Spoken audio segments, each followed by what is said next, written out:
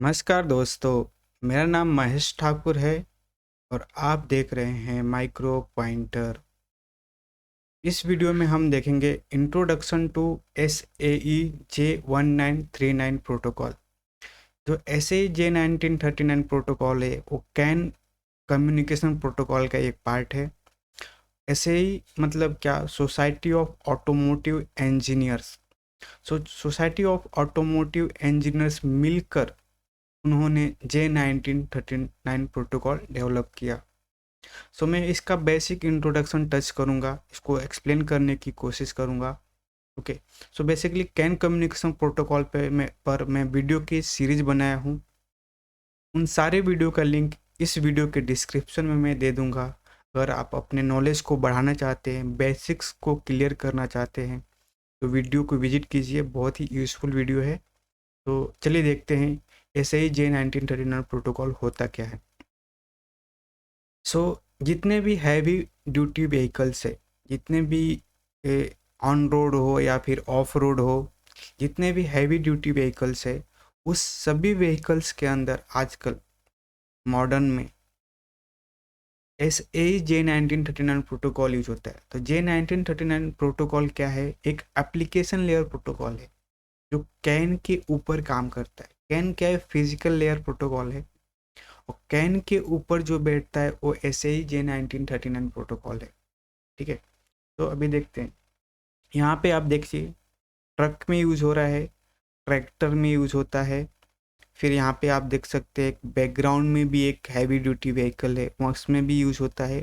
Tank के अंदर भी यूज़ होता है। और जो फार्मिंग के लिए जो हार्वेस्टर्स यूज होता है, वहाँ पे भी J1939 प्रोटोकॉल का वाइडली यूज़ किया जाता है। J1939 प्रोटोकॉल बेसिकली है क्या? जैसे मैंने बताया, SAE मतलब society of automotive engineers. J1939 is a set of standards that define how ECV will communicate via CAN bus in heavy duty vehicle।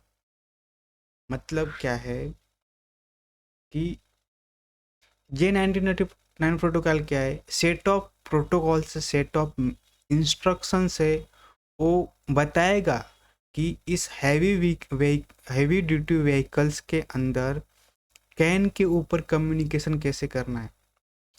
Okay, so can बस तो यूज होता ही है। इसके अंदर भी कैन बस है, इसके अंदर भी कैन बस है। बट J1939 प्रोटोकॉल क्या करता है? एक मैनेज तरीके से एक प्रिंसिपल प्रोवाइड करता है, एक प्रोटोकॉल प्रोवाइड करता है, एक इंस्ट्रक्शंस प्रोवाइड करता है कि मुझे कम्युनिकेशन करना है हैवी ड्यूटी व्हीकल्स के अंदर, तो इस तरीके से कम्युनिकेशन करना होगा। Okay, in more technical terms, J1939 provides a higher layer protocol based on CAN as a physical layer। Can क्या होता है? फिजिकल लेयर होता है। उसके ऊपर क्या होता है? J1939 प्रोटोकॉल होता है। तो आप इमेजिन कर सकते हैं, कैन एक फिजिकल लेयर है और उसके ऊपर क्या है? J1939 प्रोटोकॉल है। तो मैं एक एग्जांपल दूंगा, जनरलाइज टर्म में एग्जांपल, कि आप मोबाइल पे फ़ोन पे बात करते हैं। तो मोबाइल क्या है? एक मीडियम है। टेलीफोन, हम पहले मोबाइल से पहले टेलीफोन हुआ करता था, जो टेलीफोन की लाइन हुआ करती थी। तो जो टेलीफोन है वो मीडियम है। टेलीफोन पे आप कोई लैंग्वेज में बात ना करें, आप सिंपली फ़ोन उठा ले, तभी भी कम्युनिकेशन हो रहा है। मतलब किसी ने फ़ोन किया, वहाँ से नंबर डायल करके आपको फ़ोन का रिंग बजा, आपने फ़ोन उठाया, तो कम्युनिकेशन तो इस्टेब्लिश हो गया।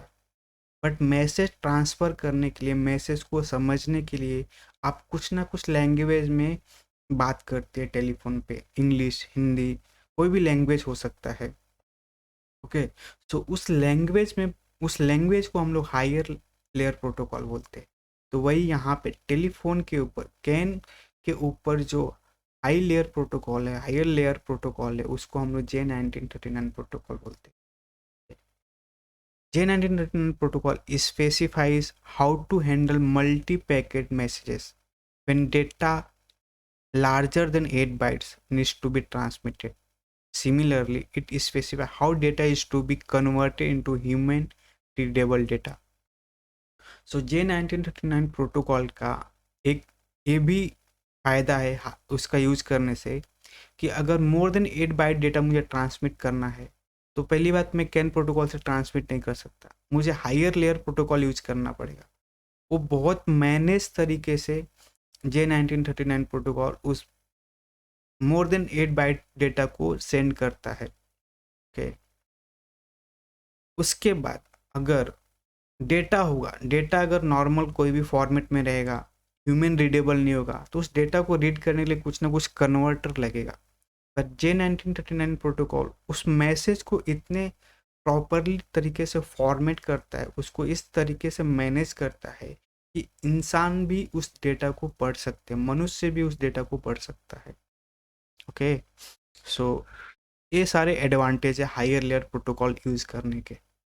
Heavy duty vehicles like truck and buses is one of the most well known application. However, several other key industry leverages SAE J1939 protocol today, either directly or via derived in standard like ISO 11783, MCAN, and MEA 200 FMS। Okay, अभी J1939 protocol use कहाँ कहाँ होता है? सो foresting machines में होते हैं, जैसे कि आजकल बड़े बड़े मशीन यूज होते हैं फॉरेस्ट में, जो ट्रीज है उसको कट करने के लिए यूज होता है, वहाँ पे यूज होता है। फिर माइनिंग व्हीकल्स जैसे बुलडोजर हो गया, या फिर ड्रैग लाइन्स हो गया, या फिर एक्सकेवेटर हो गया, इन सभी व्हीकल्स के अंदर J1939 प्रोटोकॉल यूज होता है। मिलिट्री व्हीकल जैसे टैंक हो गया, ट्रांसपोर्ट हो गया, उसके अंदर भी J1939 प्रोटोकॉल यूज होता है। एग्रीकल्चर में मैंने दिखाया ही। फिर कंस्ट्रक्शन में जैसे मोबाइल हाइड्रोलिक हो गया, क्रेन्स हो गया, वहाँ पे यूज होता है। अभी एम्बुलेंस में भी यूज किया जा रहा है। ठीक है, इतने सारे एप्लीकेशन है J1939 प्रोटोकॉल का। तो बेसिकली J1939 प्रोटोकॉल बैठता क्या है? तो देखिए, ये है OSI layer, open system interconnect layer. मैंने प्रीवियस वीडियो में इसको बहुत अच्छे से एक्सप्लेन किया हूँ। ओके, सो फिजिकल लेयर और डेटा लिंक लेयर, यहाँ पे आपका कैन प्रोटोकॉल आता है। कैन प्रोटोकॉल बेसिकली फिजिकल और डेटा लिंक लेयर के साथ अटैच्ड है, और ये सब लेयर्स को बाईपास करता है। कैन में सीधा एप्लीकेशन लेयर होता है। ठीक है, सो एप्लीकेशन लेयर पे यहाँ पे अभी कौन बैठ रहा है? J1939 protocol. ठीक है, J1939 प्रोटोकॉल 71 एंड 73। ओके, अभी फ्रेम फॉर्मेट कैसा होता है? J1939 प्रोटोकॉल 29 बिट आइडेंटिफायर में ही यूज होता है, स्टैंडर्ड कैन में नहीं यूज होता, एक्सटेंडेड कैन में ही यूज होता है। एक्सटेंडेड कौन क्या है? दो टाइप्स के कैन के फ्रेम फॉर्मेट है। एक स्टैंडर्ड कैन जो 2.0 ए है, उसको हम लोग 11 बिट आइडेंटिफायर बोलते हैं, और एक जो है एक्सटेंडेड कैन कैन 2.0 बी जो 29 बिट आइडेंटिफायर है, उसको हम लोग एक्सटेंडेड कैन बोलते हैं। सो ये 29 बिट आइडेंटिफायर में ही J1939 प्रोटोकॉल यूज होता है। तो J1939 प्रोटोकॉल जो है वो एक्चुअली इस फ्रेम फॉर्मेट में कहाँ पे है? सो फ्रेम फॉर्मेट पूरा एज इट इज़ रहता है, बस वो J1939 प्रोटोकॉल कहाँ पे वो यूज़ होता है, उसके इंस्ट्रक्शंस या उसके प्रोटोकॉल्स यूज़ कहाँ पे होते हैं? वो कैन आईडी के अंदर यूज होते हैं। और जो कैन आईडी है वो क्या, 29 बिट आइडेंटिफायर यहाँ पे कैन का 29 बिट आइडेंटिफायर को क्या करता है J1939 प्रोटोकॉल? इन 3 ग्रुप्स में डिवाइड करता है। जो पहला 8 बिट का ग्रुप है उसको हम लोग सोर्स एड्रेस बोलते हैं, और उसके बाद जो 18 बिट का ग्रुप है उसको हम लोग पीजियन बोलते हैं, पैरामीटर ग्रुप नंबर। ओके, और उसके बाद जो 3 बिट का जो ग्रुप है उसको हम लोग प्रायोरिटी बोलते हैं। ओके, और इस पीजियन को भी आगे डिवाइड किया जाता है, 8 bit PDU specific, 8 bit PDU format, 1 bit data page, 1 bit reserve होता है। ओके, अभी हर एक यहाँ पे जितने भी बिट्स दिए हुए इसको हम लोग देखेंगे, इसको देखेंगे कि इसका डेफिनेशन क्या है और ये कहाँ पे यूज होता है वो देखेंगे। सो पीजीएन मतलब क्या, parameter group number. So J1939 protocol PGN compromises an 18-bit subset of 29-bit extended CAN ID। मैंने जैसे दिखाया 18 बिट में जो है वो पीजियन है। ओके, अभी क्या, in simple terms the PGN serves as a unique frame identifier within the J1939 standard. For example, you can look this up in J1939-71 standard documentation which list pigeon and SPNs। अभी pigeon क्या होता है, ESPN क्या होता है वो देखते हैं। अभी 29 बिट आइडेंटिफायर के अंदर पिजियन होता है और डेटा बिट के अंदर एसपीएन होता है।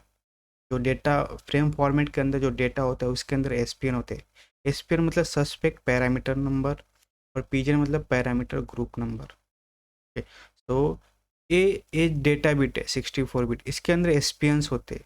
मतलब हर एक बाइट को हम लोग एसपीएन बोल सकते हैं। कुछ ना कुछ वो एक डेटा डेटा डेटा को डेटा को आइडेंटिफाई करता है या फिर डेटा को इंडिकेट करता है, ऐसा बोल सकते हैं। Okay, ESPN. और पीजियन क्या होता है, वो एक ग्रुप है, पैरामीटर का ग्रुप है। ओके, सो यहाँ पे अच्छे से समझते हैं क्या है actually. So parameters embedded in 29 bit message identifier are divided into 3 section. पहला जो है प्रायोरिटी, मैंने जैसा बताया। उसके बाद पीजियन है, देन 8 बिट्स सोर्स एड्रेस है, फिर पीजियन आइडेंटिफायर है, then points to information of PGN assignment within 8 byte है। उसके बाद कैन डेटा फील्ड है, रिपीटेशन रेट एंड प्रायोरिटी है। उसके बाद डिफरेंट पैरामीटर ग्रुप्स है। ओके, देन प्रायोरिटी है, first 3 bit represent the priority during the arbitration process. Okay, so सबसे आर्बिट्रेशन प्रोसेस में जिसका सबसे बाइनरी वैल्यू जिसकी सबसे लो होती है उसकी प्रायोरिटी हाईएस्ट होती है, और बाइनरी वैल्यूज जिसकी ज़्यादा होती है उसकी प्रायोरिटी लोवेस्ट होती है। ओके,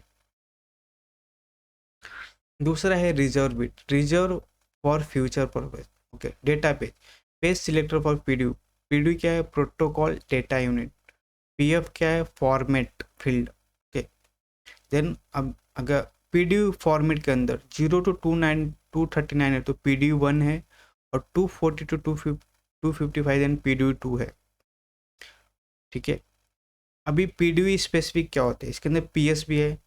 हम लोग जाएंगे यहाँ पे बैक करके देखेंगे तो यहाँ पे पीएस भी है, पीडीयू भी है।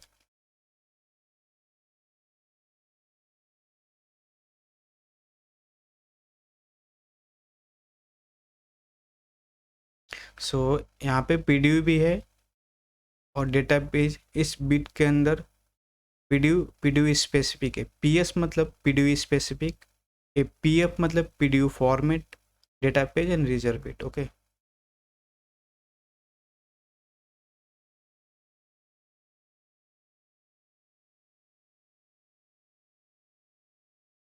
ठीक है। सो पीएफ पीडीयू फॉर्मेट मतलब पीएफ, पीएस मतलब क्या, पीडीयू स्पेसिफिक। ओके, अभी लास्ट में एक J19 पिजियन एंड एसपीएन का एक मैसेज है। मैसेज कैसे दिखता है, तो बेसिकली पिजियन जो नंबर है 65 262 है, FEEE में। ओके, सो ये जो मैसेज है वो इतने सारे डेटा को रिप्रेजेंट करता है। Fuel temperature, engine oil temperature, engine inter cooler temperature. तो ये पर्टिकुलर पिजियन इतने सारे डेटा मतलब एसपीएन को रिप्रेजेंट करता है, इतने सारे एसपीएन को रिप्रेजेंट करता है। इंजन टेम्परेचर के अंदर भी इतने सारे आते हैं। तो ये पर्टिकुलर पिजियन इंजन टेम्परेचर को रिप्रेजेंट करता है हाई लेवल पे, और इस इंजन टेम्परेचर के अंदर इतने सारे डेटा है, इतने सारे एसपीएन है।